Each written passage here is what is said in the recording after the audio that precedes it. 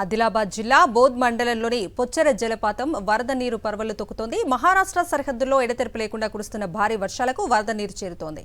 దీంతో అప్రమత్తమైన అటవీ శాఖ అధికారులు పర్యాటకులకు అనుమతులు నిరాకరించారు. స్థానికులు కూడా ఎవరూ పొచ్చెర జలపాతం వద్దకు రావద్దని సూచించారు.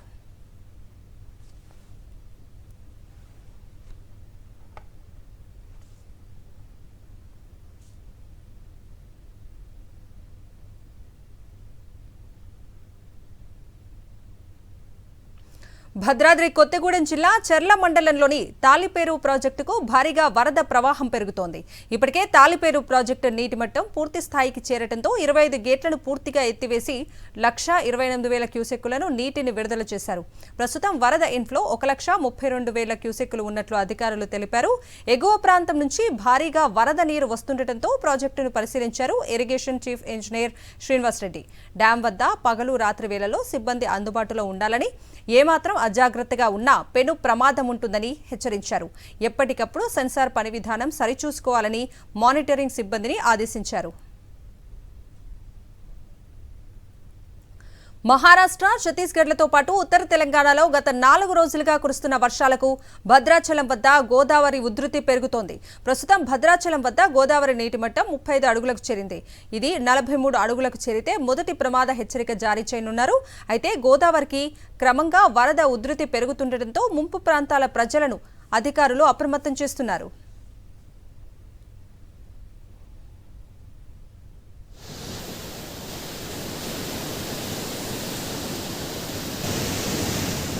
భద్రాచలం వద్ద గోదావరి ఉధృతికి సంబంధించి మరిన్ని వివరాలు మా ప్రతినిధి మహేందర్ అందిస్తారు.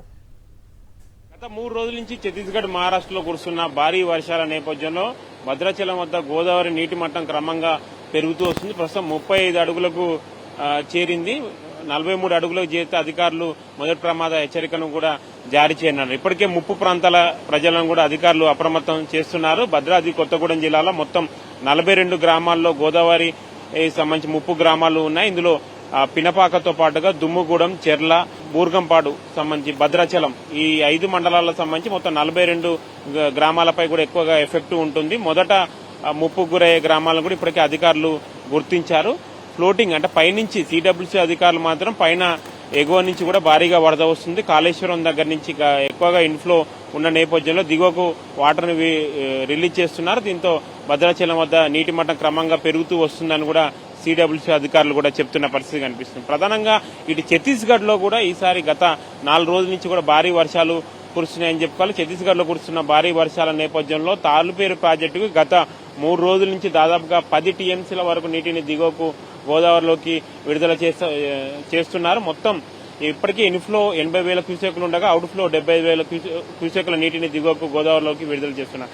ఆ వాటర్ మొత్తం గోదావరిలోకి వస్తున్న నేపథ్యంలో భద్రాచలంలో గోదావరి నీటి మట్టం క్రమంగా పెరుగుతూ వస్తున్న పరిస్థితి కనిపిస్తుంది. ఇటు చిన్న మధ్య తరహా ప్రాజెక్టులన్నీ పూర్తిగా నిండాయని చెప్పుకోవాలి. భద్రాద్రి కొత్తగూడెం జిల్లాలో పూర్తిగా చెరువులు మొత్తం అలుగులు సంబంధించి పారుతున్న పరిస్థితి కనిపిస్తుంది. గోదావరి బెల్ట్ అంటే గోదావరి బేసిన్ లో ఉన్న అన్ని ప్రాజెక్టులు ప్రస్తుతం జలకలను సంతరించుకున్నాయి. కొన్ని ప్రాజెక్టులు సంబంధించి మేజర్, మీడియం ప్రాజెక్టులు సంబంధించి పూర్తి స్థాయిలో నిండేందుకు చేరువలో ఉన్నాయి. వాగులు సంబంధించి చుట్టుపక్కల ఉన్న వాగులు సంబంధించి కూడా ఎక్కువగా ఫ్లోటింగ్ సంబంధించి పెరుగుతూ వస్తుంది. ఇటు కిన్నెరసాని ప్రాజెక్టు కూడా అక్కడ కూడా దానికి కూడా ఫ్లోటింగ్ పెరుగుతూ వస్తుంది. ప్రాజెక్టు పూర్తి స్థాయి నీటి మట్టం 407 అడుగులు కానీ ప్రస్తుతం 403 అడుగులకు చేరింది. అటు కిన్నెరసాని ప్రాజెక్టుకు సంబంధించి వాటర్ భారీగా వస్తున్న నేపథ్యంలో అక్కడి నుంచి కూడా నీటిని దిగువకు గోదావరిలోకి విడుదల చేసే అవకాశాలు కనిపిస్తున్నాయి. ఒకవేళ కిన్నెరసాని ప్రాజెక్టు నుంచి నీటిని దిగువకు విడుదల చేస్తే అక్కడ కూడా ముప్పు ప్రాంతాల ప్రజలను అప్రమత్తం చేసే అవకాశాలు కనిపిస్తున్నాయి. మొత్తానికి ఉమ్మడి ఛత్తీస్గఢ్, మహారాష్ట్రలో కురుస్తున్న భారీ వర్షాల నేపథ్యంలో గోదావరి బేసిన్లో ఉన్న ప్రాజెక్టులన్నీ జలకలను సంతరించుకోగా భద్రాచలంలో ఉన్న గోదావరి నీటి మట్టం కూడా క్రమంగా పెరుగుతూ వస్తుంది.